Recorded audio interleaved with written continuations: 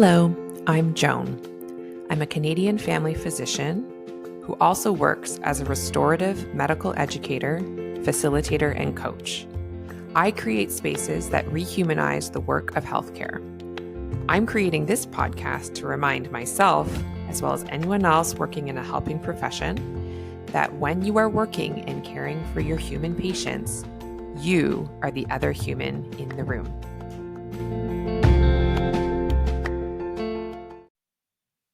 Hello there, healthcare humans. Thank you so much for coming back for another episode of The Other Human in the Room.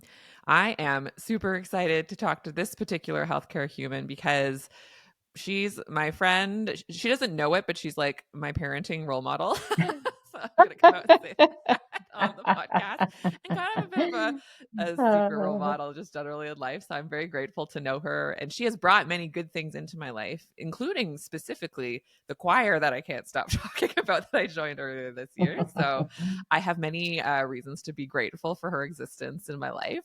And so I thought, what a fun way to thank her by having her come on my podcast and be interviewed. I'm not sure if this is going to be the token of gratitude, Sarah, or if I'll have to actually do something else for you later. Oh, good.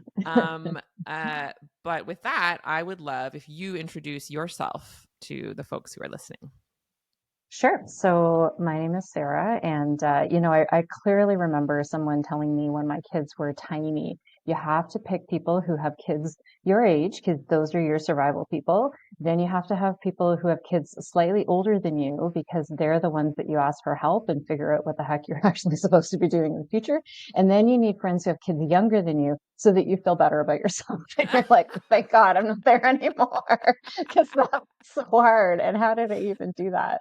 So it's a mutually beneficial relationship, Joan. Let's just put it that way. That's I great. see what you're up to with your kids sometimes. I'm like, oh my God, like, how did I get up at 6 a.m. and have everybody at the library sing along for 8:30 and snacks and diapers? And geez Louise, this is crazy.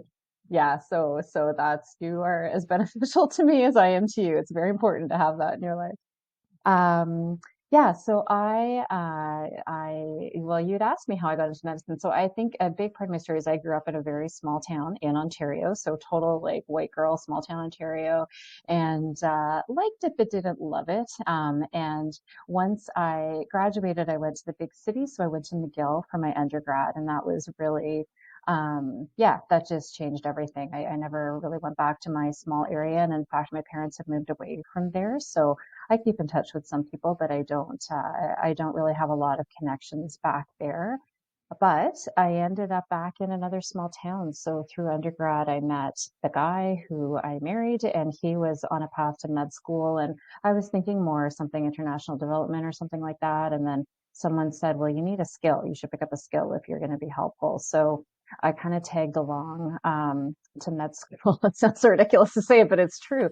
I had done a BA in English Lit and philosophy, so I hadn't done sciences at all. And so I did them as an extra year after undergrad. I went out to BC and did 4 semesters worth of all the intro. I had actually do math as well, which was kind of a combo of high school equivalent plus enough sciences to be able to write the MCAT.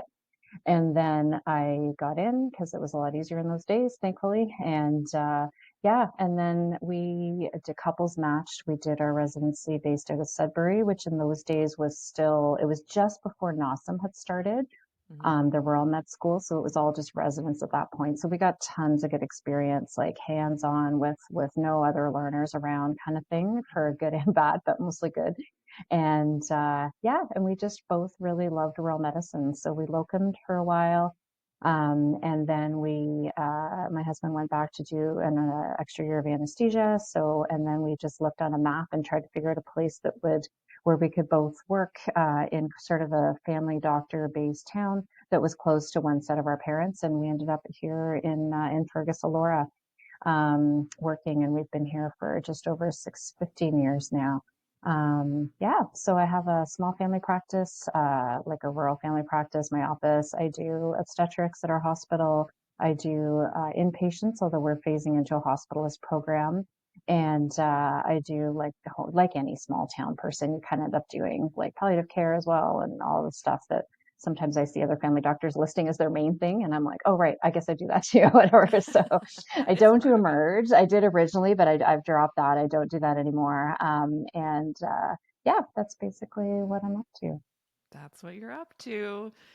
Um, I'm curious, uh, when you think about sort of, especially since you've been in practice, have there been times where you found it harder to be in connection with your humanity? Times where maybe you've experienced versions of burnout or burnout light, or noticed dropping satisfaction in your job. Has that been a part of your experience in healthcare? It's a great question. It's funny. I feel like, and I'm going to date myself here for sure. So I graduated in 2000. I was meds 2000, which was like felt so futuristic at the time. Now it's hilarious, but yeah, we were like, oh my God, we're meds 2000. This is super cool. Just so that you have that perspective. So burnout wasn't something we talked about in those days. It definitely was completely. I didn't hear burnout talked about as a word in medicine until probably partway through the pandemic. I would say it started to come into, and now I feel like it's, very common, which is great on many levels. I would never have said that, oh, I'm burnt out and this is Yeah. why, or that, right? Like you just didn't use that phrasing. I think I've been very lucky, in that, we locumed for the first few years and we were in really small towns doing sometimes crazy things and we're a little over our heads clinically, but it was always interesting. The schedule was in our control and we just enjoyed it. Like we just had a lot of fun doing it. And then once I settled into practice here, it's just we picked really carefully and we found a great town with good balance. And I've gone through phases again when the kids were little. We're both trying to schedule, like my husband's doing anesthesia, he's doing emerge shifts, I'm doing OB shifts, like the calendar. We're trying to figure out, okay, who actually has the kids for those 3 hours? Because I feel like nobody does. How are we going to do that? We had selected to be closer to one set of parents so that they could be an option. We used a ton of babysitters, and just kind of pieced it together. So those were, I would say, stressful times just in terms of the juggle, but I'm not sure I ever felt truly burnt out. I think I've been lucky to kind of come through at the time I did, that it's felt pretty manageable most of the time. Mm, that's amazing. I think it speaks to more than just luck, though. I'll just because I hear that. It's I think about a Uh, lot how people can go through like exactly like carbon copy literal experiences if you look at it from the outside, but depending on their, you could say, mindset or their approach or their sense of how they're viewing themselves in the situation, it can really change their experience of that situation a lot. of And that course. connects Yeah. me to something that I don't hear physicians say often, but that I loved when I heard you say it, which is when you were describing why you love this hockey team that you're a part of. And you can say it how you really mean it, but I remember hearing you say is that like, oh, I love being bad at something. I love just having a space where I can be the worst on the team. Am I getting it right? Is that Yeah, like, tell me yeah, a bit that's pretty about. much exactly it. Yeah, 100%. Yeah. Yeah, I am terrible. Um, Yeah, so, and you're right. It seems unrelated, but it's probably part of the same attitude. So, this will feel like a tangent, but we'll make it fit. So Yeah. basically, when I grew up, girls certainly didn't play hockey. We didn't even really have ringette in my area. It didn't exist, I don't think, that I ever heard of. Girls figure skated, that was that. And I tried figure skating and I hated it. It was uncomfortable. I was bad at it. And I didn't love the girls that were doing it, whatever. So, which was basically everybody. So I never did it and I didn't learn to skate at all. And then the kids started skating when they were little because that's what you do, right? You take your small children, you throw them at all these crazy sports and assume that they're going to figure it out. And I was like, and they all got quite good at it, oddly. And my husband skated. And so it kind of, I don't know, I decided that I was going to learn to skate. So the arena really close to us has adult learn to skate lessons, which I did, which was among the most terrifying moments I've had in my life. Like I remember letting go of the board that first time and just being like, what is even happening? This is crazy. I had skated before that, but always with a stroller when the kids were little. So the Mm. big thing was once they didn't want to be in a stroller anymore, they were actually the youngest. My youngest was actually wanting to skate himself. And I'm like, well, now I can't go with you anymore because I don't have a stroller.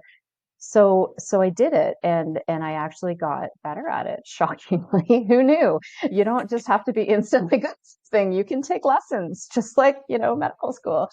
Who knew? And so I did that. And then my girls by then were starting to play hockey. We had this advice from a cousin whose girls were in hockey saying it's a good sport for girls. And I kind of had looked at our girls who were very close together. They're only a year apart, 15 months apart. At that time, they just had different skill sets. They were different physical builds. And we thought, hockey might not be a crazy idea. Like, let's try it. And we had an arena close to us. So they were actually starting to play hockey. And I thought, okay, that's interesting. And so I just started. So I did beginner hockey that was kind of controlled. Like it was called 3-on-3 in a smaller rink.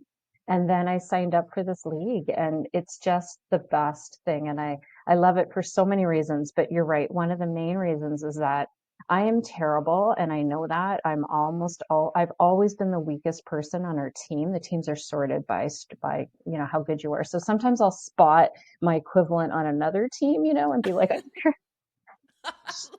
we never actually talked. That would be weird, but yeah, I can pick them out. But on my own team, I'm always I'm the bottom of the barrel. But in hockey, and I remember very clearly. I think I had told you this probably in my third year.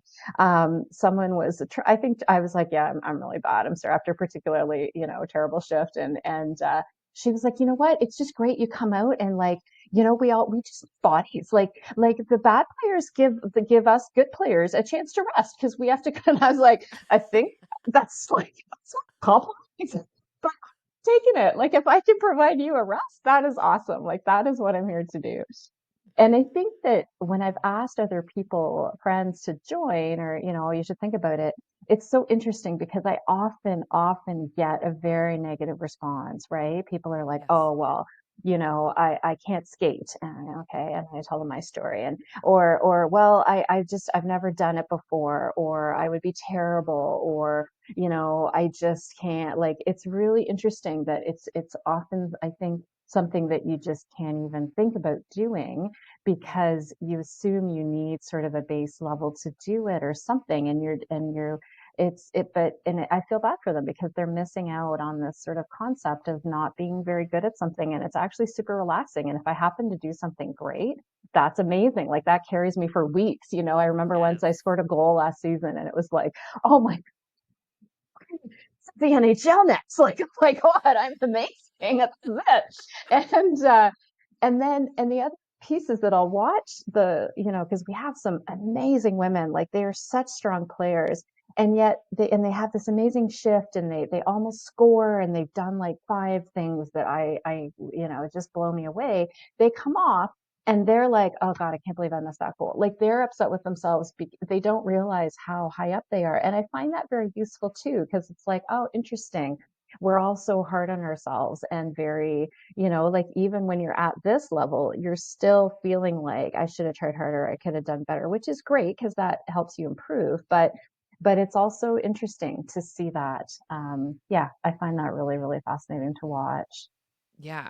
I like really after you shared that experience and then I thought about how you are like a rural family physician and you describe the varying things you do and in various group chats we're a part of you're describing the wilds and the wild west of what can happen in rural hospitals and probably hospitals everywhere these days unfortunately with like scant resources and all these things and I've found myself wondering like do you not have any perfectionism or is that it I'm like how is Sarah the way she is I want to Oh, understand like whether you yeah. call it perfectionism or whatever but I know like for myself like I'm trying to actively shed my fear of being bad at things but like I get like an intense shame response, anxiety response about being bad, and especially team sports. Like I'm the one, like I kind of barely played soccer, and I did it for intramurals because we had to choose some activity, and I mostly would try and just not be near the ball as much as possible. And then like other group sport settings, like there would be times where I would just leave and cry in the bathroom because no one else would even know or care. I wasn't in a I'm just a body mentality. It was just like I'm not just a fully. shift, I'm like a pylon. Like if I can just get in someone else's way, that's awesome. I know. It's bad. Well, and Yeah. as a kid, I was not a sporty kid. Like, let's be clear. Again, in my small town, you were smart or you were sporty. And I was on the smart Mm. side, and that was that. There's very little crossover even in high school. And so, I was a band and I was like student council, but I was definitely not sporty. And no, I did nothing, like literally nothing through high school. I played volleyball briefly, and that was that. It was so it really, I've only become more active as an adult.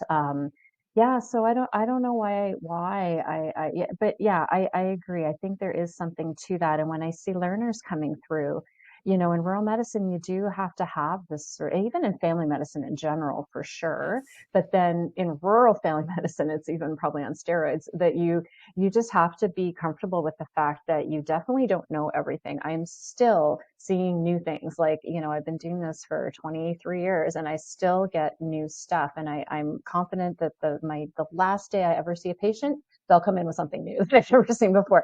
It just keeps Yeah. happening. And you just have to have this kind of general approach, right? And this sort of confidence that to just be human with them, actually, which is your theme, and just say, okay, I don't know what this is. We're going to figure it out, but I don't think it's something that's going to be a disaster in the next 12 hours. And let's figure it out. And this is my path to trying to figure it out. And patients are very good with that when in our experience. Now, again, I wonder if rural patients are a little bit different than some of the urban patients I hear about. But then I don't know, some days I think, no, I definitely do have patients that are, different.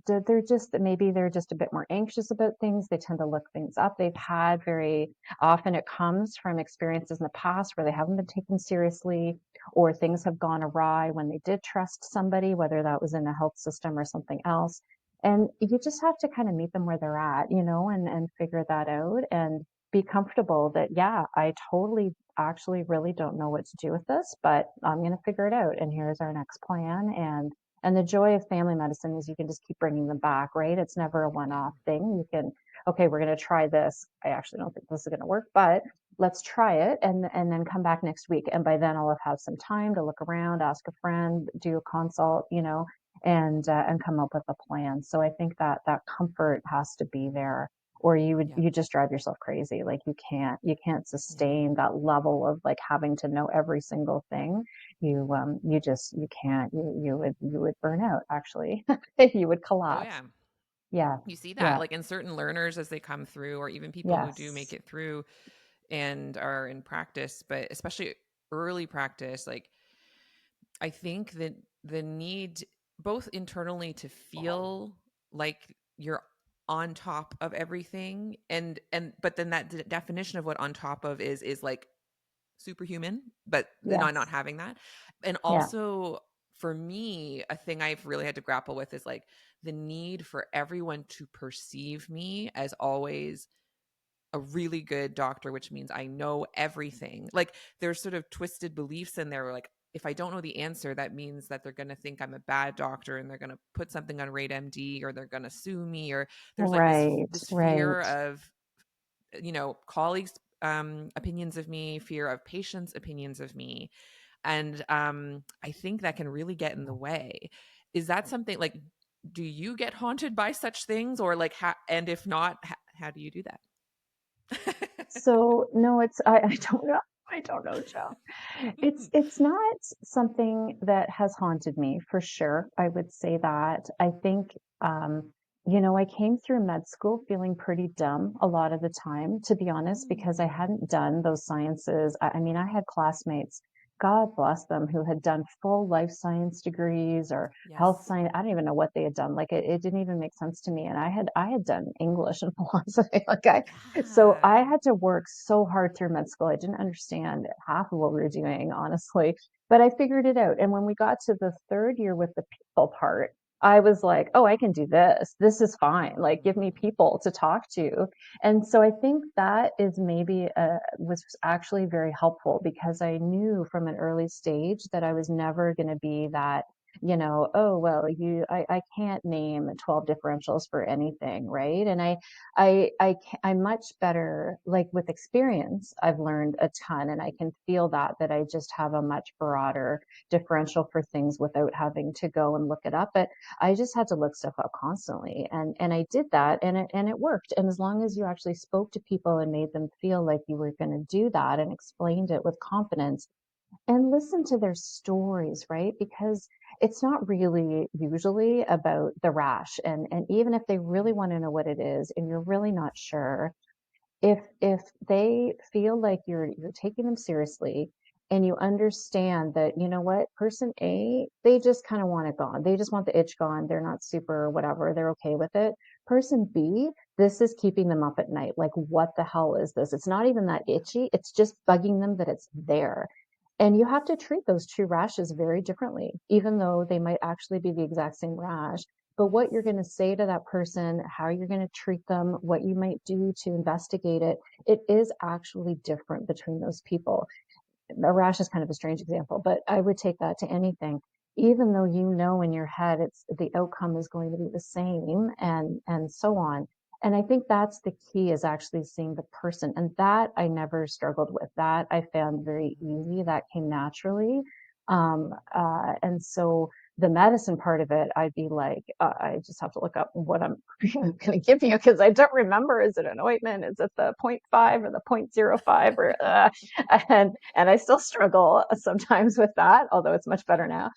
But in terms of like, oh, you're a person where I can just say, you know what, I'm not really sure, but let's try this cream and it's probably going to work and they're going to go home versus the person where they're like, is okay. And finally you realize that, oh, their grandma started with a rash like this and then she had a heart attack the next day. And Yeah. that's why they're worried about it. Right. Which, Yes. once you figure that out, then you're going to fix that per person and you're still going to give them the exact same cream, but it's a very different situation. Yeah. I don't know if Mhm. that answered your question, but It fully did in multiple ways. I think in terms of like that, because like the perfectionism piece, it's just a, I don't even know if that is the right word, but like it's a more specific phenomena in medicine, I think. And my hypothesis that you're like kind of confirming is like if we get sort of, if our brains get overemphasized about knowledge acquisition and research and titles and thinking we need to memorize all the details, like we have to be good at medicine trivia, if you will, like, and like it's about having all the knowledge in your brain. And that's the most and kind of most important thing. And even then, how you get trained clinically, the most important thing out of that clinical encounter is what is the diagnosis. Obviously, that is an important piece. Like, let's be clear, that's an important piece. for sure. I'm not, like I also like to diagnose things. I'm not It's I'm it's not a total useful slacker. to not be like you're having a heart attack and like their legs broken. Like that's not That's right. helping Yeah. anybody, No, or like I'm good certainly at that them. stuff. Don't worry. Yeah, I bet you crush that every time, Sarah. Um, but there's like an and piece of like, especially off like a class. I am a life science kid, and like you get so overemphasized about that knowledge and excellence and academics and competition versus like the people part. I think it absolutely served you that you did a non science based undergrad and that wasn't your mindset going in, like and that you therefore you did exactly as much as you needed to, which is all any of Yes. us have to do.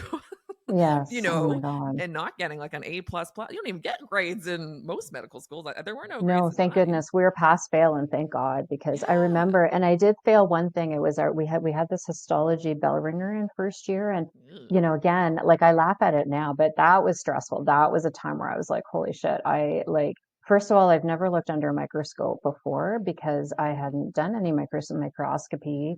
And I don't know, somehow in those first year sciences I did, I mean, we must have done some microscope work, but not very much. Like it really didn't seem to come up. And so even for me, just walking into that room and having to look into a microscope and figure out how to actually see, and now I use microscopes a lot for in OB, so I'm very confident at it. But every time I approach it, I remember that day of like, how no one's taught me how to do this. Like I've literally never, because for some reason our histology Wow. classes were all slides, like they were on the screen, but we actually had to look in anyway. And then the concept of a bell ringer, which I actually didn't Oh. understand what it was Oh until I walked in no. that room. And I was like we can't go back. Because my Can I approach take to more time? exams, which I realized only that day, was you go through, you figure out what you can do, you write some answers, and then you make some little notes, and then you go back and you kind of expand. And this was not that, and I absolutely crashed and burned, and I failed that bell ringer for sure. I know, like that was my I actually got an F on it. And I just had to laugh because when I talked to classmates, they had literally, the life sci kids had actually done that almost that exact same exam, a year or Yeah. two ago. And so they thought it was one of the easiest things we had to do. And I'm just like, is this hell? Like, oh, there's like an arm with a pin in it, and I'm supposed to, and I only have 30 seconds. It's literally a bell that rings, and you like this just it blew my mind that this even existed. So that's a great example of where I was like, and then I remember asking somebody like, are we gonna have to keep doing that? And they were like, no, no, it's just a one-off. It's just this one prof that thinks that's a good way, and we will never have to do this again. Thank goodness. And I mean, I had the OSCE stations are similar. Yes. There are actually bell ringers once you get that far, whatever they're calling them now, the MMI type stations. But by then we had practiced. They're like 10 minutes or whatever they were. It was a very, very different scenario. It wasn't just 30 seconds. And also looking around the room and all my classmates are just calmly writing things. And I was just like, I'm sure I passed about 5 stations before I even wrote anything down. Like Mhm. it was terrifying. Oh man. Yeah. Yeah. Oh, that's so funny. And I mean, it just makes sense, right? It's not like even like because we get kind of well, I relate to the experience of getting conditioned to be good at tests. Hmm. And so that does get you a certain amount of away. And the interesting thing Yeah. though with medical school, which often you have to have done many, many tests to get in, um, at a certain point it breaks down a little bit if the main thing that you're conditioned to do is be good at taking tests because like they're multiple choice in the patient in front of you, multiples of those choices you could choose. Yes. And if you're Yes. like, It doesn't "Uh-oh, but really. which one?" But and you could be Interesting. thinking Yeah. these rashes, like the rash example, I love that. Like you could think you've gotten the answer. Oh, the answer is A. It's eczema. And then the patient's like, "No." And you're like, "What? No, No, it I'm is. I've got my A. Why are you arguing with me?" And it's because Yes. there's the whole people part. Like it sounds like I mean a huge skill set. I hope you give yourself credit for it because I think it is so essential and we need to like really magnify it in medical education and probably like all education is like being good with people, being an expert at people and connecting with them, and how that is not just like, oh, those are the nice doctors with the good bedside manner, but that's like an incredibly important part of what we're doing here. Yeah, It it's sounds a like you real figured that out. skill. And I think Yeah. you get a lot of practice in something, or if you choose to, you can get a lot of practice in something like that with obstetrics because, that's a great time where I don't, they can't just come back. Like I can't just be like, oh, this isn't really working for me today. Why don't you just pause your labor and come back in a week and we'll see where we're at. It's very, you're in and you're on. And the way our model works is that which I think is becoming more and more common, is I often haven't met these women or I've only met them for a few times before because we share care and we're a hard call, et cetera. So, which has many, many advantages. And a few disadvantages. And people will say to me, well, how do you find that? Because you haven't even met these people when they come in labor, you may not even know them. But I think it gives you this really amazing skill set if you choose to embrace it of okay, I'm in the room and what's the deal? What's going on here? Who are you? Who are they? Who's with Mm, you? What's your expectation here? And it's that whole, and you have to take that into account in labor. You cannot just be like, oh, your strip is excellent and you appear to be coping well. See ya in 3 hours. Like it really doesn't work like that, yeah. right? There's actually very little medicine in normal labor. Mm, Interestingly, I mean, there is, and I'm not, but I don't mean to diminish normal labor. It's hugely complex. Don't get me wrong, now that I just said that, but it's a lot about inserting yourself into that room and just what's the vibe, what's going on, how are things going, are they getting along, are we, and that's really, and it actually can make or break their labors in terms of, I really believe that after all these years, that if things are off, either it's because the labor is not progressing well and everyone's picking up on that, or it actually will change the labor, like it affects how well things are going. And then yeah. and also there's that piece to it, but it's also just being kind. So I've Yeah. we have a lot of Mennonite patients in our area, and a Mennonite labor person who a family who is in labor who is a Mennonite patient, it can be a very different experience from, and I've had this experience, we're back across the room from each other. I remember very clearly I had a very traditional, lovely Mennonite family who she was on her fifth baby. Things were going very calm, very quiet. And then literally across the hall, was a very loud family, first baby, lots of coming and going, lots going on, like very hyper excited. And they both were having a wonderful experience in their own way. But for me, moving from room to room, I have to match the vibe in each room. And so it's almost like you have to sort of, okay, I'm going into the calm room. So let's go into the calm room. The lights are down. I'm talking very, everything's great. I'm not in for long. I'm really keeping myself, I'm not needing to insert myself into their situation. The loud family, the lights are on, there's music, everyone's asking me questions, like I'm right in there, and you're literally moving yourself back and forth in the space of 20 minutes. And so it's kind of cool because it forces you to really realize that's such an important part of everything that we do. Matching the vibes. I think like let's have a bell ringer about matching vibes, honestly. I think Oh, that's a great idea. I That I would would love. love to be a part of that You actually. have 5 minutes Or to make this person feel like you actually know what they're talking. I You care about them. like actually I think that's at least equal to the other kinds of bell ringers we have to do because it is a Yes. learned skill. And even I mean Yeah. you could be Yeah. I always forget if Yeah. it's sociopaths or psychopaths, the ones that have no emotions themselves. Anyway, but like you could Yeah. kind of learn those. It'd be harder for them, but like you could like actors Yeah. have to learn those skills. You know what I mean? Like these are Yes. skills. These are skills. Yes. These are Yeah. skills that are No, and practiced and learned. there's a lot to it. Like it is about, maybe you do need to ask some questions, very direct questions, and other times you kind of don't. And then Yeah. you also have to think about, and again, to go back to the Mennonite example, like there are a lot of types of Mennonites, and some Mennonite Mm, rooms are very different than other Mennonite rooms. So you can't assume that you're walking into the exact same scenario just because of that, right? Insert yeah. any racial or cultural norm. Like it's just, you really have to, you maybe ask direct questions, or maybe not, and that's okay too. So yeah, Yeah. there's a lot of skill there. And then it come back to, I think it gives me that, okay, well, I just have to figure this out. And now I'm figuring out hockey. Like what's Yes. going on here? How do I fit into this game without feeling like I'm totally useless, or I'm bad? How do I, yeah, like they're not gonna get mad at me or make it not let me go again, Yeah. or something like that, or kick me off the team. And but it's also just for fun. Like this should be a time of joy and play. And when I Hmm. hear people say, oh, I couldn't, I'm just not good enough, and I'm like, oh, interesting, so what are you doing for fun? Like because Mm. you can't be good at everything. Like you can't, and when I'm terrible on the ice, I can think of, and I can think, like this woman next to me, what's her job? Like she is maybe in a, and I know, and some of them are maybe working at a retail store, or doing a lot of night shifts or things that where they don't have a lot of control over their lives and maybe don't have this as a big financial investment for them, etc.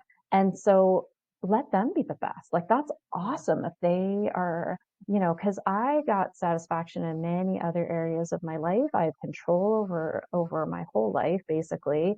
And so give that gift to somebody else of letting them be better than you, of asking them for advice in a scenario where normally they might be the one asking me for advice. Like, isn't that cool that they're actually giving me tips?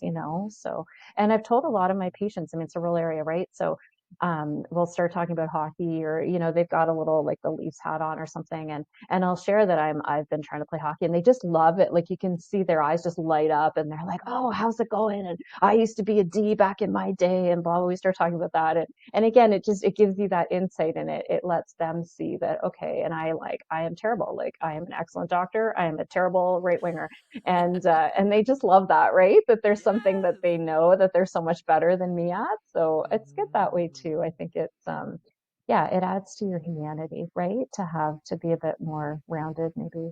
Yeah, it makes work more fun too, to be connected Yeah, in that way, right? yeah, Like for bringing your sure. humanity in. Yeah, Um, I have a question that's it feels connected to me, and especially when you brought up obstetrics. I know for me, the reason I cut myself off from even really considering it too much is I had fear of bad outcomes. Obviously, bad outcomes can happen anywhere, but it feels higher stakes there. And I mean, it is in some ways, uh, short yeah, term, you know.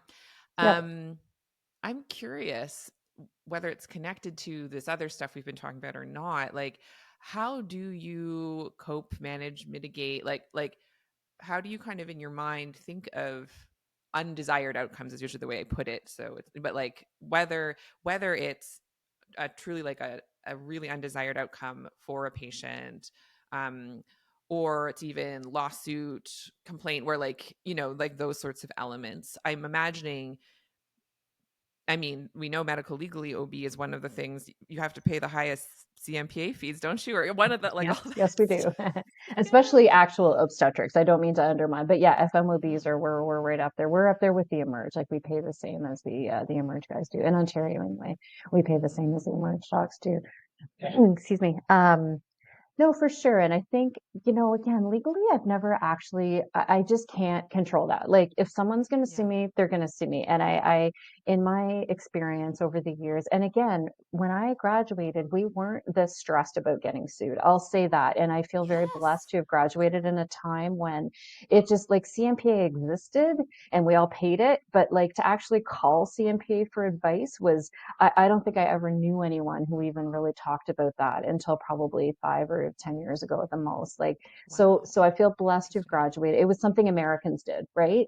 It Yes. wasn't something that Canadians did. It just wasn't really a Yeah. concept. And I'm sure there were lots of lawsuits going on, but it wasn't like, I don't even think we had a talk in med school from CMPA, for example. I think maybe in Mm. residency somebody showed up once and talked about communication, like the 5 C's, right? But there wasn't what I'm sensing now from our learners, which is this very check CM, oh, call CMP for that, call CMP for that, check first, don't move until you Yeah. call them first. So I feel very lucky to have graduated at that time, because I do think that's changed a lot, and I don't envy you guys at all. See, I'm including you as a new grad, Joan. Thank You see you. that? Like I did that there? Yeah.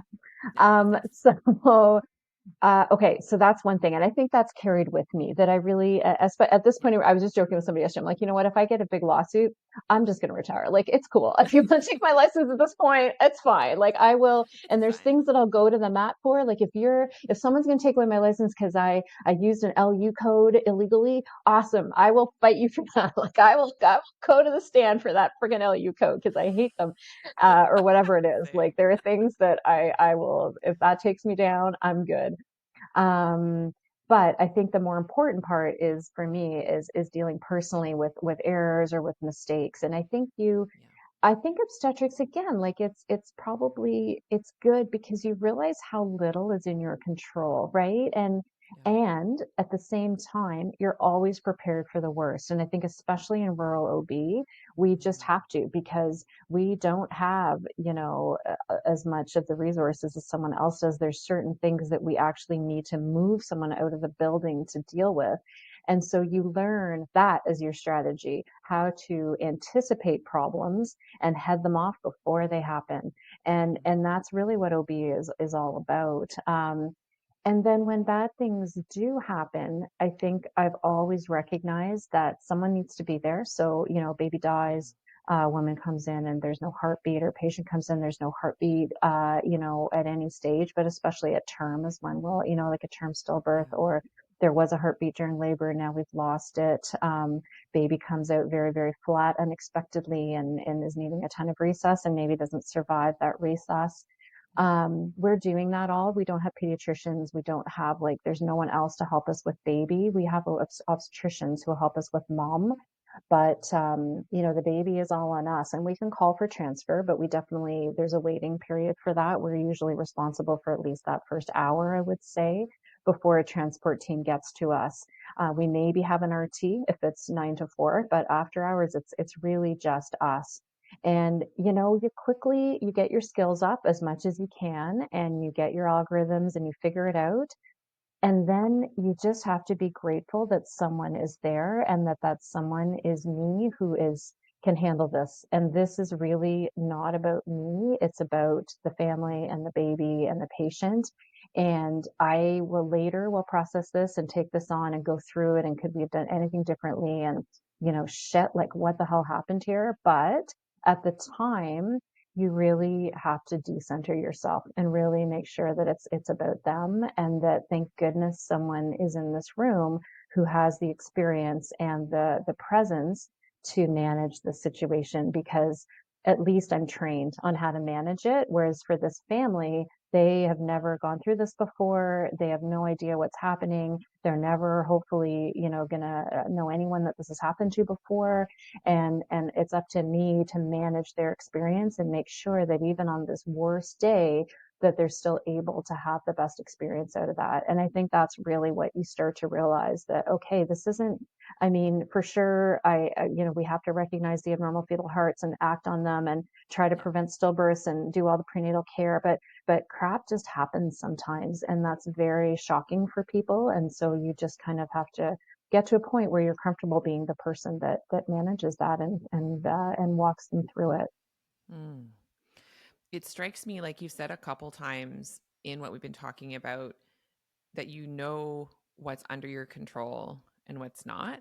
Like Yeah.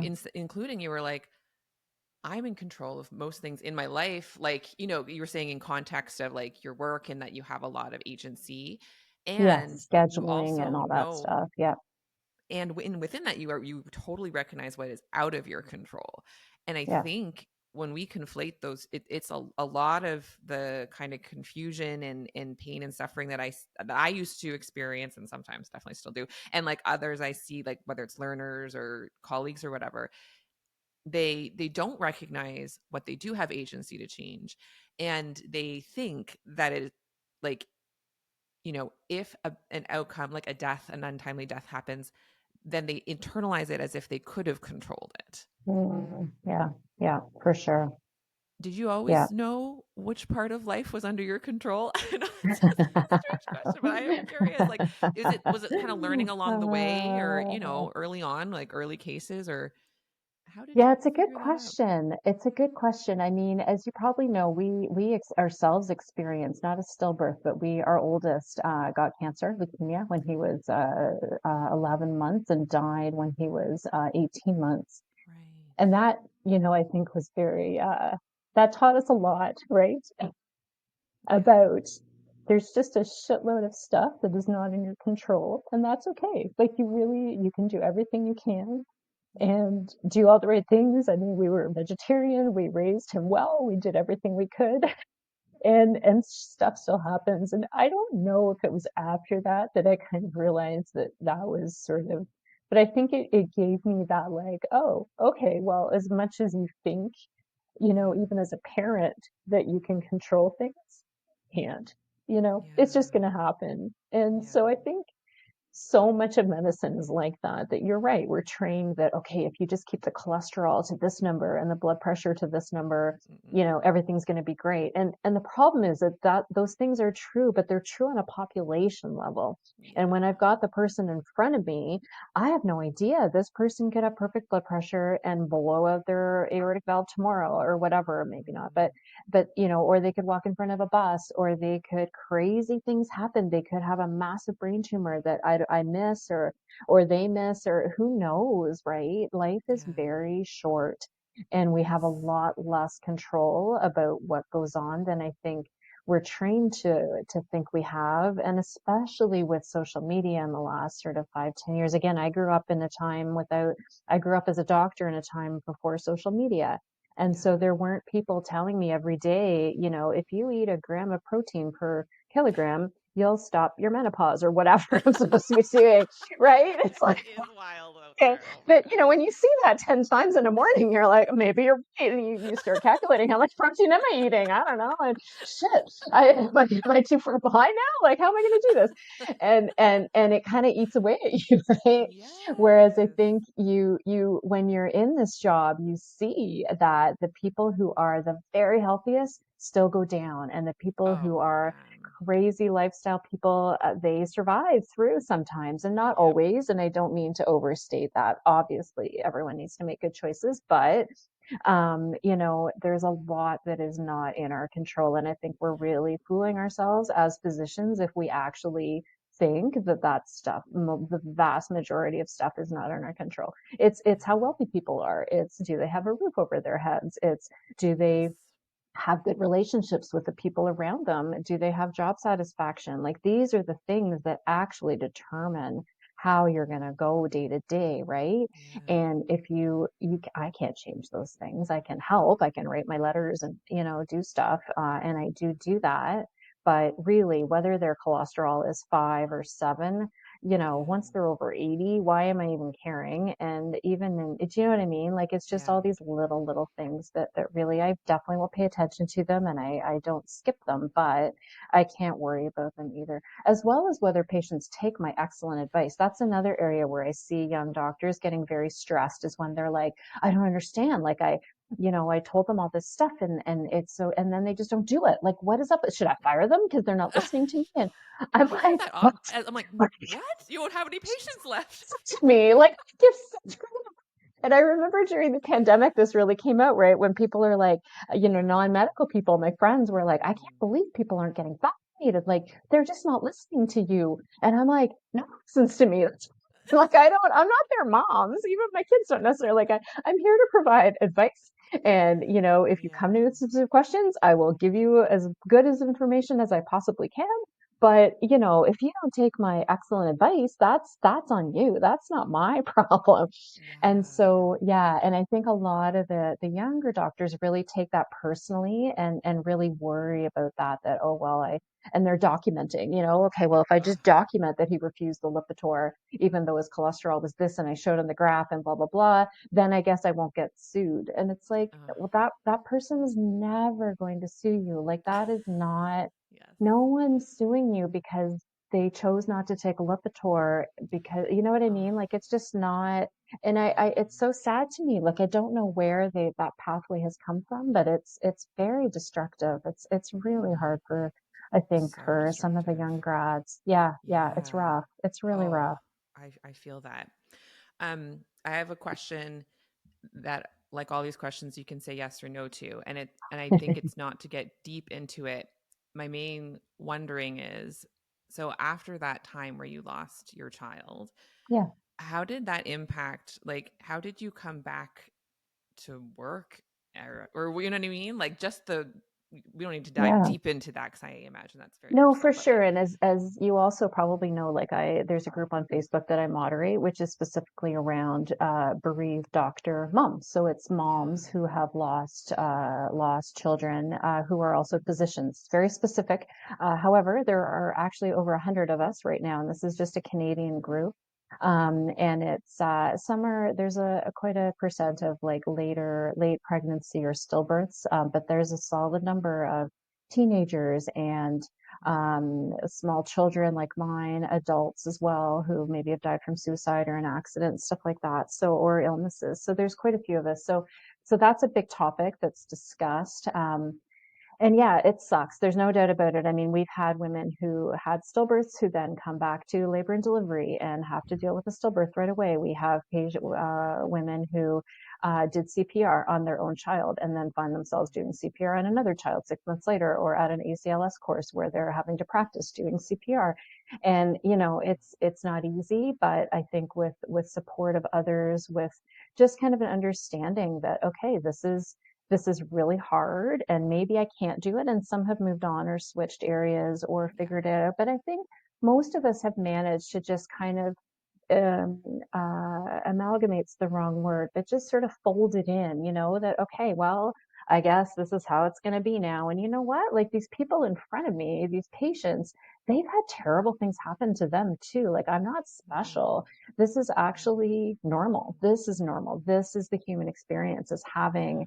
these really crazy, unexpected things happen, whether it's a parent dying too soon or a terrible illness yourself. I mean, we have physicians, colleagues with, who are managing brain tumors and cancers and all kinds of Yes. stuff. And Yes. on the one point, there was always a point for every human that thought, oh, this will never happen to me. And then it does. And you just have to figure it out and move through it. So I think that, the classic, stereotype is, oh, it gives you such a better understanding of others. And I would hope that's not true, in a sense that I hope you don't have to go through something like that to get a better understanding of others. But I do think there is some truth in that too, that you're not afraid. You're not afraid anymore to ask the hard questions. Like when I see the stillbirth on a previous chart or something, I'll just ask them directly about it. Whereas I think some other colleagues might be like, oh, I don't want to go there in case, or Yeah. whatever. And little things like that I definitely will kind of get in there and get them talking about it in a way that maybe others aren't quite as comfortable with. Yeah. Yeah, yeah, yeah. Mm. Yeah.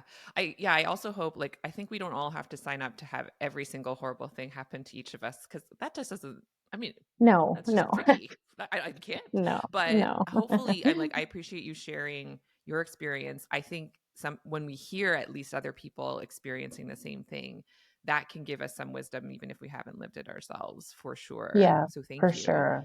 Yeah, which Um, is why that mom's yeah. group is there, because it's a Yeah. terrible moment. And I think it is there are specific things about being a physician and going through the Yes. death of your child that is Yes. it's hard for to just go to a regular bereaved mom's group sometimes and kind of Yes. get that, because you're literally like, well, I was reading his blood results and maybe I should have Yeah. picked up that the weight count had dropped to less than one before, and Yeah. regular moms maybe are at that level of They're detail. not So analyzing. yeah, Yeah. exactly. So it is Yeah. it is very helpful. Yeah. And then that concept of, like, so many of us happen to come from family medicine or emerge or obstetrics, or areas where we are literally every day going in to potentially face similar situations to what we Mm. personally went through, that it is a very, I think, specific type of experience that's super helpful to share with others who've been through it. Yeah. Yeah, I know. I Yeah. can't remember if you were the one that told me about it, but like when my husband had cancer last year, and Yes. yeah, then I joined the physician. I think they all were physician moms Yep. with a loved one going through cancer. It was a Yes. slightly shorter name, but it actually was much shorter. No, And it's pretty long. Yeah. it's pretty long. And it was like the thing that everyone says is like, sorry you're in here and we've got you, but you Hmm. know what I mean, like that. And there was something very healing about just having a connection to people who had different, like, were going through different things, but like having a space where it was just like permission to talk about it in a medical type way still. Yes, yes, because So sometimes you yeah. just need that. Like people will be like, Yeah. "Okay, this is my autopsy report. Like, what do you guys think?" or something, and we're all up for Mm-hmm. that. Like, we are happy to read through your baby's autopsy report and help you analyze that, Yeah. and that's not Yeah. something that you can always find in a space, even though No. that's maybe what you need that day or whatever it is. So, yeah, Yeah, that's definitely. Yeah, beautiful. Mm. yeah, Well, I knew I was gonna want to talk to you for 50 billion hours, and so I'm glad that we're friends, and we can have many We other didn't even get to chats about anything other things. parenting. God. I know. Well, I feel like even just like you said, that was Oh, great advice at the beginning of like be friends with parents at different ages. I didn't yes. do that on Yeah. purpose, but I definitely that is like some of my favorite friends are people who are parents of like teenagers and stuff. I just love being like, oh, look at you go, and then like hear your Yes. Yes. advice. It's so But good. start to collect the younger ones too, I because you know realize that. it's just Yes. like teaching med students in a way. Like you realize, Yes. and it gives you that, oh, I've really come a long way. Like I actually know what I'm talking Yeah. about now, which is very helpful. Like it really, yeah. And then also it's just like, oh my God, thank goodness I'm not doing that anymore. No I feel offense. that I even love my like with babies, but daughters. whole, yeah, Mm-mm. it's a lot. It's a No, lot. I'm when No. people are like, I love the baby phase the most. I just like, I don't think there's anything wrong with them either, but I cannot relate. I just No, no. cannot relate. I definitely, that was Thank not you. my favorite. Oof, That was not my I time like to shine. Yeah. sleeping. Yeah. I like my own Yeah. time, you know? Yeah. I like them being That's able to walk places. That's nice. I like oh, that. so great. We're at the skipping nap stage and it's like the world's our Nice. oyster. Oh You don't have to no. plan around a nap. Yes, you can actually do stuff. Yes. Yes, it's Yes. just like brain Oh, up. that's It's so so good. good. Yeah. Well, actually, I have I have two questions left for you. So one is a question I've been asking more on this podcast than I was in the past, but I am aware that you're familiar with the works of Taylor Allison Swift and have been Yes. to an Eras tour. One, Yes, right? I have. Yeah. Yeah, one. Um, so what's your favorite era? What's your favorite thing about Taylor? What do you want to share about why you love Yeah, Taylor yeah, yeah, Swift? about Taylor Swift. Well, it's been an interesting journey for me, I would say, because and so this actually, here we go with the parenting. So for me, I was like, okay, what the hell, teenagers? Wow, you seem really interested in Taylor Swift. I'm going to go there too. So I kind of entered it with them. So I have two girls Mm, who are now 18 and 17, and then my younger boy is 14. Um, it was truly because of them and just trying to like listen to their music and follow along with what they were up to. And then they got tickets to Detroit very early. We were in that like first like they had tickets within 10 minutes of the very before it all blew up. Like I know it was crazy. Like we even really they even got six tickets. At that time you could get six tickets, which is and crazy now to Ticketmaster think shut about it. down after that or I something, know right? Like it it was bad. totally it exploded about 20 Yeah. minutes in, but we were in that Oh. first 10 minutes. We even got a cap that day. It was crazy. I remember it very clearly. And so that that was in like months and months and months. And then the tour actually started and they were, one of them especially was like watching it live and really into it. And I started kind of getting more into it. And then as you know, they had their tickets doled out for their kids. And I had said, I will drive you to Detroit. It's about 3 hours and I will pay for a hotel room. That's my contribution to the situation. You pay for your tickets, you pay for everything else, whatever. And so then I was like, no, I'm going to be there anyway. Da, da, da. So I bought my own ticket. About it was very close beforehand. It was about a month beforehand. Again, at that time, tickets were even the StubHub tickets were quite reasonable compared to anything they are now. And I just went and I was on my own and I was high up and I could see them, but I wasn't interfering with them at all and it was just super cool and that experience was yeah it was just really special. So I don't know that I don't necessarily think of her in terms of, oh, this one song really speaks to me or this is my era. I don't quite have that. It's more of like I'm relating to her because this is a real bond moment with my girls and their friends and we got to Mm, take them and stay over in this hotel and it was just a really cool experience, that whole parenting of like, and very, you can write all kinds of symbolism into it too, right? That they're yeah. down there enjoying it with their friends and I'm kind of over them, observing them but also enjoying my own time and in a space that I probably would have made fun of 5 years ago, right? Like I remember saying to them, like I was non-ironically at that concert. Like I was right there. I was into it. This was I not remember you being oh like, and my God. it was an incredible. I remember like right after being like, that Yes. was like such a Oh, beautiful experience, it and that I really was like, was. ooh, like I got intrigued. Yes. Yes, Yes. And I believe I'm responsible for you then getting your ticket partly, that's or at right. Because least I was like, I oh, was I was getting like definitely, obsessed with her, yeah, and then you're yeah, like put aside the money. Just Just do get the it. damn ticket, like I 50 know, bucks a like, month. You've got 10 months. It's all good or whatever it is. Like just do it. Yeah, no, 100%. I fully, um, and I think it's great. I love that you're not, oh, I should take my boys because, it's a big mhm, and maybe they're not, but if you had slightly older girls, or something like right. that, like you might be like, oh, I should, because I see a lot of people like, well, I can't just go myself. I have to get like 3 tickets for these little kids of mine or whatever. And I'm Hmm. like, just go yourself. Like Hmm. they're like 10 years old. They're not going to appreciate it. I don't know. I'm very like, No. maybe I'm a little too hard line, but it is really a special experience. You're gonna really like it. Yeah, it's quite Yes. amazing. Yeah, I don't want to yeah, be socially hindered by anyone else. I want to have my religious exactly. experience. Just your own space and your goals. Yeah, And I'm high hundred up. I'm like at the percent. 500s. I'm going to be like, Oh, no, high is tiny great little. though, because I'm you can excited to see see the the whole thing stage. Yeah, and the my girls lights were and the lower and roof. they couldn't actually see the top of the stage. They didn't realize what was going. Again, this was early days, Oh, so not everyone had seen all the clips yet, and they weren't. They right. could. One of them had avoided social media completely. She actually had no idea what was coming. Yeah, which was kind of Wow. amazing actually. The other one was, fully immersed, but yeah, and she didn't realize there was stuff on the stage until I started showing her my pictures because she couldn't see it from where they were. So yeah, so Yeah. I'm very biased towards high up. I think it's great. Yeah, yeah, Excellent. I love that. yeah, Well, thank you for that. And then the last question I often ask people to share is like, so picturing like people who listen to the podcast, like all different stages of their career in healthcare, including like medical students and learners, and then people closer to retirement or retired. And I also have like some people who are not in healthcare, but that they just like enjoy. But yeah. I think something that draws people to this is like feeling like they're struggling to stay connected to their humanity, feeling like some of the factors we've talked about the medical legal or the perfection, like they're like, how do I do this? How do I remember that I'm a human? So, what advice or words of encouragement would you like to share with them?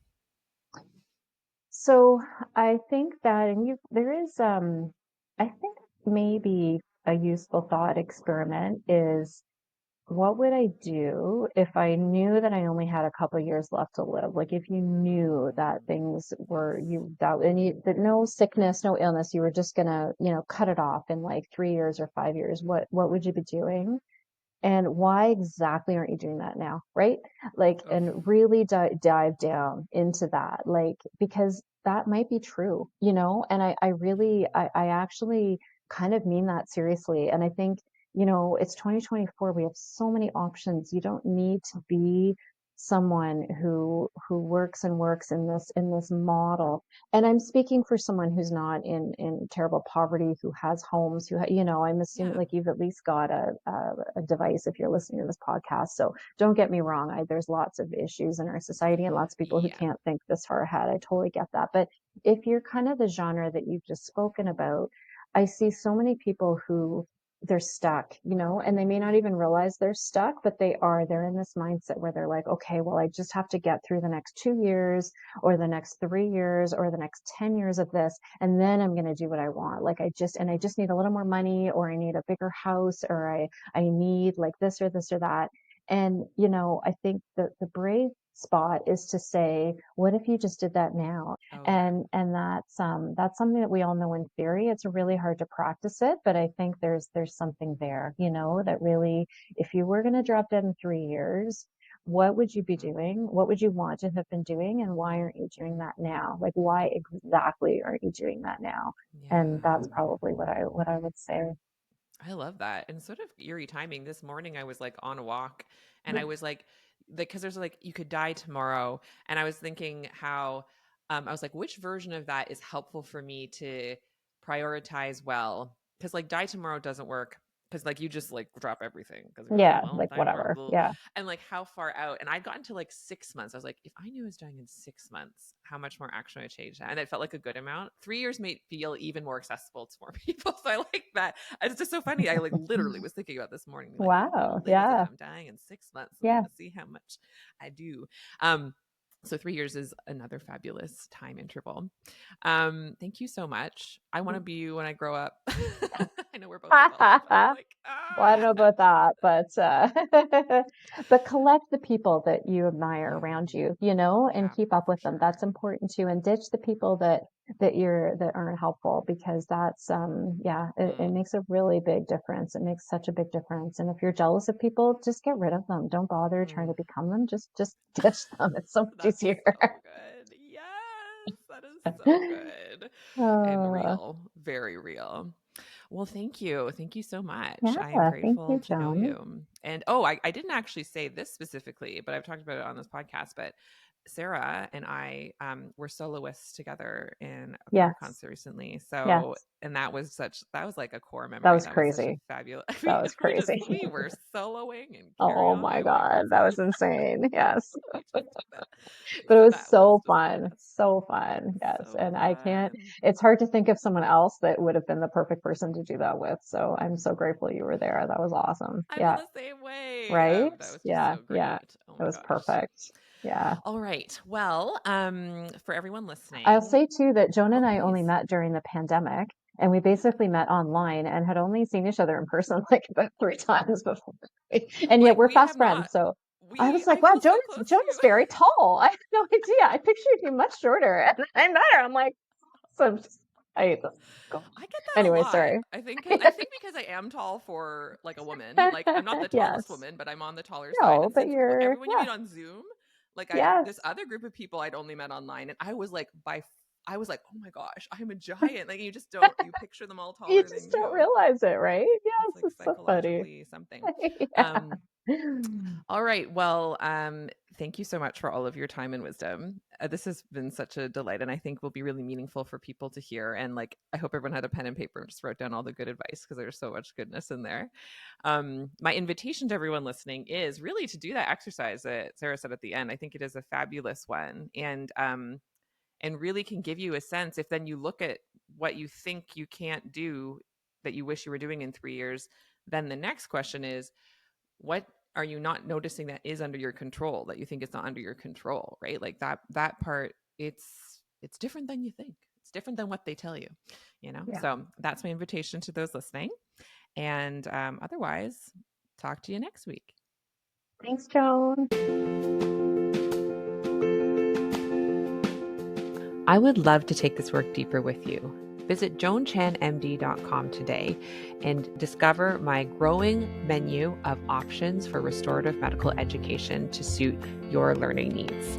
I offer one-on-one coaching, customized workshops, and self-study courses that allow you to connect not only with my work on a deeper level, but also with other healthcare humans just like you. So if you want to start humanizing your work in healthcare to a deeper level and do it in community with others, please visit joanchanmd.com and find those options and what fits you and your life today.